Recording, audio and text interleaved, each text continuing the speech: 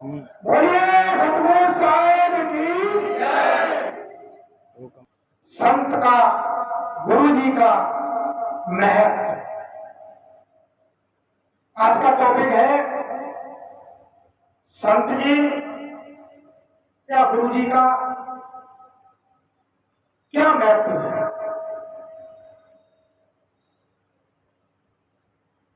एक संत जी रहे, वो एक गांव से बाहर निकल रहे थे। एक कुआं, पहले कुआं हुआ करते थे, उस कुएं पर एक महिला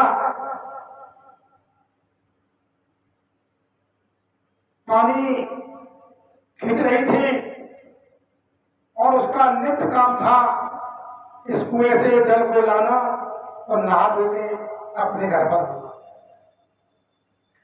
तभी जो है एक संत जी पहुंचते हैं। उन्होंने कहा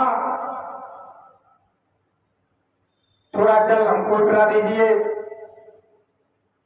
उस महिला ने बहुत ही सम्मान से संत जी को जल पिलाया। जल पिलाने के बाद संत जी पूछा, और बताइए सब ठीक है, खैर है? तो स्वाभाविक बात है, जिसके मन में कोई ज्वाला भर रही होगी तो उसके मुंह से वही निकलता है। उसने कहा, संत जी और तो सब ठीक है, लेकिन मैं अपने घर से बहुत परेशान हूं। संत जी कहा, ऐसा क्या हुआ कि मेरी जो घर पर बहू है, हम उससे बहुत दुखी हैं। वो हमको बहुत परेशान करती है, खाना खाने के लिए देती है, उल्टा सीधा बोलती है। कभी कभी लगता है मैं अपनी जीवन लीला को समाप्त कर लूं, या तो वो इस दुनिया में न रहे या मैं खत्म हो जाऊंगा। संत जी ने जब अपनी बात सुनी, उन्होंने कहा, आपको परेशान होने की आवश्यकता नहीं है। तो महिला बोली, आपके पास उपाय कोई है? बोले, हाँ उपाय है कि तुम्हारी जो है बहू वो 11 दिन के भीतर मर जाएगी। वो महिला बहुत खुशी हुई। बोले, आपने मन की बात छीन ली। वो 11 दिन के बाद मर जाएगी, तो बिल्कुल 11वें दिन को मर जाएगी। तो उस महिला ने कहा, हमको क्या करना पड़ेगा? बोले, आपको कुछ नहीं करना पड़ेगा भाई। कोई जब मर्ज होती है तो उसका उपचार होता है, उपचार होता है तो थोड़ा परहेज करना पड़ेगा। तो महिला बोली, परहेज क्या है? बोले, परहेज केवल इतना है कि आप जैसे सुबह आपकी बहू उठती है, जो आपकी बहू कार्य करती है, वो आप कार्य करना चालू करेंगे और उससे आज से ही प्रेम से बोलोगे, हंस के बोलोगे। आप केवल 11 दिन की बात है, 12 दिन तो वो खत्म हो जाएगी। उस महिला को उस संत जी के पिता बहुत अच्छे लगे। उन्होंने कहा, बस इतनी सी देर बात है, हम 10-11 दिन की बात है, हम अच्छी तरह से बहू से बोलेंगे, प्रेम से रखेंगे और उसका कार्य जो भी है करेंगे। इतनी बात। बोले, ठीक है, हम जाके कुछ मंत्र भजन करते हैं और आपकी जो है दरखास्त उस पर हम पता परमेश्वर से रखेंगे। इतनी बात कह के वो संत जी जो है आगे गांव में निकलते हैं। जैसे ही गांव घुसते हैं तो पहला घर उसी महिला का मिला। क्या थी, वही उसकी बहू बाहर झाड़ू लगा रही थी। जैसे ही बहू ने संत जी को देखा, बहू ने एकदम संत जी से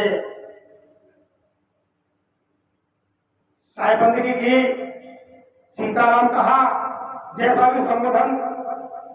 जब इतना कहा तो संत जी ने कहा, और बेटा सब ठीक है? बोले संत जी ठीक नहीं है। बोले क्या परेशानी है? परेशानी है मेरी जो सासू माँ है बहुत नटखट है, बहुत मक्कार है, हमको आए दिन खाने के लिए कुछ नहीं देती है, पूरे दिन परेशान करती है, बड़बड़ बड़बड़ करती रहती है। हमारा तो जीवन नरक हो गया। हमें तो लगता है या तो वो मर जाए या मैं मर जाए। संत जी जब अपनी बात सुनी तो संत जी कहा, अरे इसमें कौन सी परेशानी है? आप चाहते क्या हो? हम ये चाहते हैं कि वो मेरी सांस दोगली है तो मर जाए।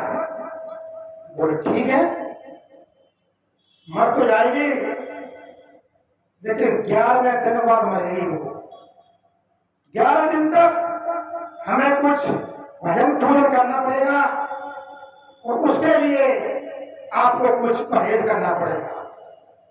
कोई बीमारी है तो उसका इलाज है तो परहेज करना पड़ेगा। बोले आप बताओ क्या परहेज करेंगे? बोले तुम्हें कुछ नहीं करना है, तुम्हारी सांस जो कार्य करती हो वो तुरंत उनका काम छीन लेना। बोले माँ जी आपने बहुत कार्य किया है, अब हम कार्य करेंगे। सुबह जैसे ही जगो तुरंत अपनी सासू माँ के पैर छू लेना, प्रेम से बोलना। शाम को जब तुम्हारी सासू माँ लेटने जाए तो उनके पैरों को भी दाब देना। बस इतना सा काम तुम्हें मात्र 11 दिन करना और 12वें दिन तुम्हारी सासू माँ इस संसार से विदा हो जाएगी। तो बहुत खुश हुई। बोले इसके लिए तुम्हें हमारी कुछ दक्षिणा देना पड़ेगा। बोले आप संत जी जो बताएंगे वही हम दक्षिणा देंगे आपको। इतनी बात कह के संत जी वहां से चले जाते हैं। थोड़ी देर बाद उस कुएं से सासू माँ आती है।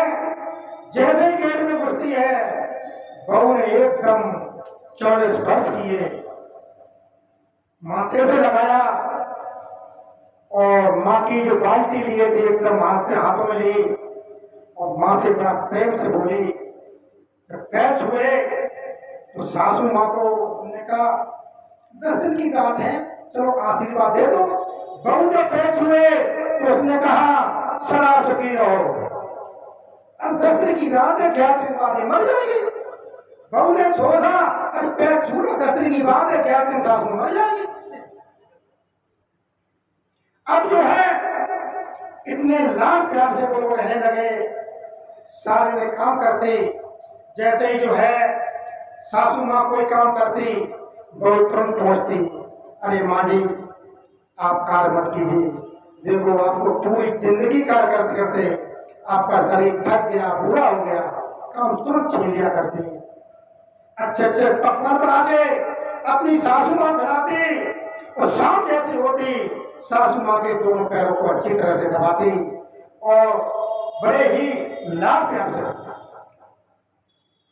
इधर सासू माँ भी अपनी बहू के लिए बाजार से जाए, बच्चे की चीज कहीं खाने के लिए, कहीं वो, इन 10 दिन में सासू माँ ने भी उसके लिए 3 साड़ी ला के दी। अब तो बहुत खुश है।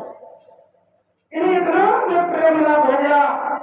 जैसे ही 7 दिन हुए, अब जो है सासू माँ इतनी खुश हो गई, बोले अब 11वां दिन आ रहा है, ये तो मर जाएगी, किसी तरह से कोई ऐसा उपाय हो जाए ये बहू हमारी मरे नहीं। इधर बहू का भी इतना सास के प्रति तब प्रेम हो गया, वही प्रार्थना करने लगी, हे संत जी जब आएंगे तो मैं प्रार्थना करूंगी कि भाई किसी तरह से मेरी बहू मेरी सास मरे। जैसे ही वो 11 बजे आता है, संत जी उसी कुएं पर सोया गए, उसी पर महिला वो अपना पानी भर रही थी और नहाने की तैयारी कर रही थी। तो जैसे ही उस महिला ने संत जी को देखा तो संत जी कहा सब ठीक है? बोले ठीक नहीं है।